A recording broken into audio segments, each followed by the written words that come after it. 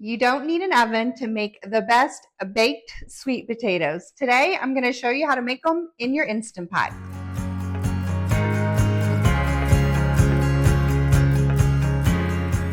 Hi friends, welcome back to my kitchen. It's Christina with eatingonadime.com. I'm so glad you guys are here today. We are playing around with our Instant Pot. So let me know in the comments below, do you have an Instant Pot yet or do you not?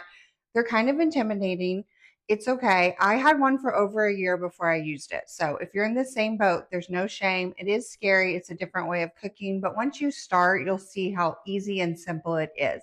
We like it so much, of course, we made a digital cookbook about it. So I'm going to link that in the description below. So if you have one and you just don't know what to make yet, make sure you check that out, as well as today's recipe, Instant Pot sweet potatoes. These taste just like baked sweet potatoes, but they're made in the Instant Pot in less time, and you don't have to babysit them or heat up your kitchen with that oven. First, let's talk sweet potatoes. I love sweet potatoes. It's a nice, healthier potato option. For today's recipe, you need about 6 medium. Now, mine were a little bit smaller at the grocery store, so I went ahead and got 7 because I'd rather have extras and leftovers and more food to share than not enough. First, wash all of your potatoes. Now, I just wash them with my hands and get off any strings, noticeable eyes on the potato, which are these little pokey things that stick out. You can use a scrub brush if you prefer, but I just give them a nice good rinse to get them ready to go. All the potatoes are washed. Now we're going to stab them with a fork. So you want to stab each potatoes about 6 to 8 times. Just do a quick stab like this. This is just going to release the steam out when they're cooking so that they don't like explode in your Instant Pot. Now when you stab, they don't have to be like perfectly spaced out or anything. Just kind of rotate that potato and stab it about 6 to 8 times, and that's all you need to do. Now all the potatoes are stabbed and ready to go. Get about a tablespoon of olive oil, and I'm just keeping these on a cutting board. You could put them on paper towels or a plate and just drizzle it on top. I just drizzle a little bit, and then I use my fingers to kind of just rub it in to make sure the potatoes are coated with the olive oil. We're going to top it with some salt, and this olive oil is going to act like the glue to hold it on to make sure it doesn't completely fall off. You don't need a ton because you don't want them super greasy, but you do want them completely coated.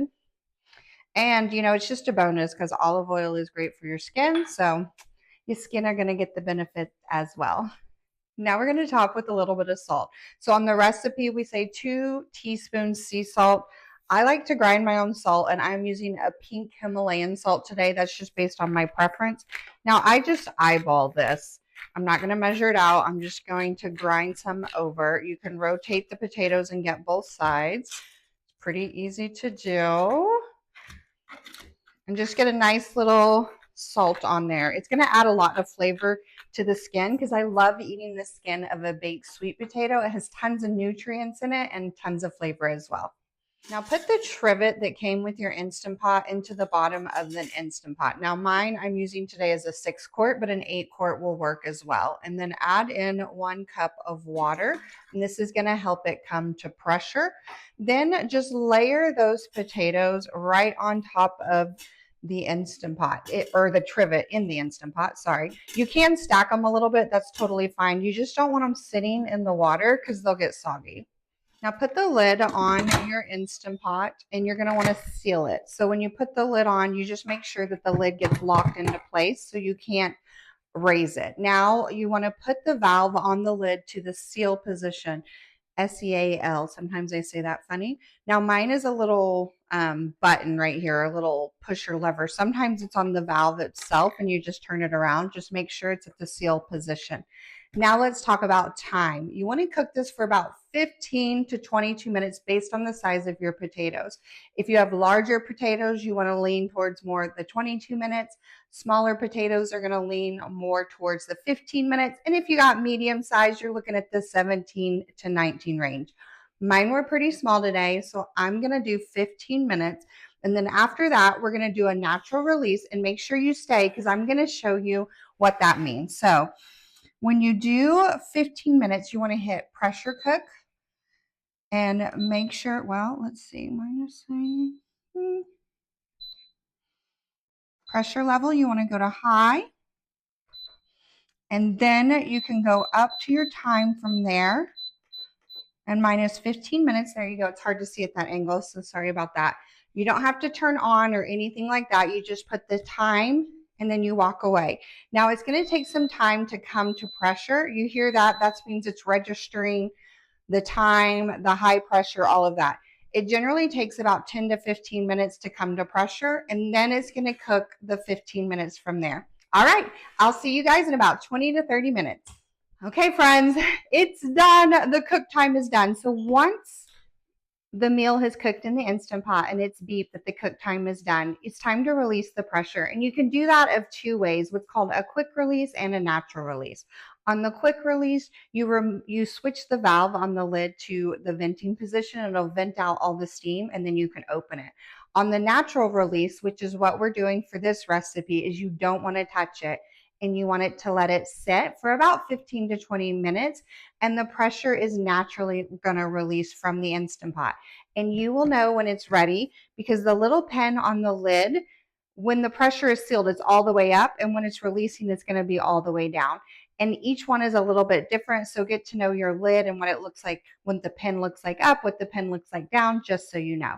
But you will have a timer right here, and when it says about 15 to 20, it should be done. And also, you'll know that it's done releasing pressure because the lid won't lock anymore and it'll let you open it. So this is the valve on my lid. When it comes to pressure, this actually goes quite a bit higher. And when the pressure is released, it's more kind of flush with the plastic portion of this lid, and that's how you know that it's ready. But look for yours. Sometimes they're red. They're usually like a little metal piece like that, and it's usually right next to this big valve on the lid. Ooh, and these look beautiful. They are so tender. I can tell that they are going to be nice, soft, and make the best sweet potatoes. Now it's time for my favorite part, taste testing. So we got to get it all ready with our favorite toppings. Let me know below in the comments. Are you like team sweet potato, or are you team savory sweet potato? So do you like brown sugar and marshmallows and all of that, or do you like butter and sour cream and salt and pepper? Let me know below. Now I'm all here for the savory. I like the sweet on the holidays every once in a while, but I love the savory combo because, in my opinion, the potato is sweet enough for itself to add the sweetness to the dish. So today, I'm going to do just a little bit of butter and some salt and pepper, and I think that's perfect. Now, I like to cut it just like I would a baked potato. Open it up, and it's nice and soft. Ooh, perfect. Let's add a little butter. My butter is nice and firm. And then, of course, salt and pepper.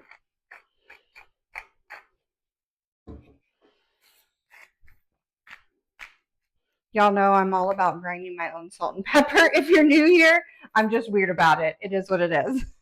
Wanted to show you up close. Look how tender it is. Oh, it's going to be amazing, especially with that butter melted in there. It's going to be perfect. All right, friends, time for taste testing. It is literally tender and falling apart, and it looks amazing. It's so delicious. I need a second bite. All right, friends, I hope you guys try this. It is the easiest way to make a baked sweet potatoes in your Instant Pot. It's a lot less time. You don't have to babysit them in the oven. You don't have to like stress about them being undercooked, overcooked. They're going to be perfect every single time in the Instant Pot. Don't forget, I've linked this recipe in the description below. Also, make sure you check out that digital Instant Pot cookbook. So that you can see all of our Instant Pot recipes. Do not be afraid of your Instant Pot. I promise. It's easy once you get using it, and you're going to love it. It's going to change the way you make dinner in your kitchen. All right, friends, I'm out of here. I got some sweet potatoes to enjoy. Thank you guys so much for joining me today in my kitchen. I loved having you here, and I will see you next time. And until then, remember, friends, eat at home by eating on a dime. Bye, friends.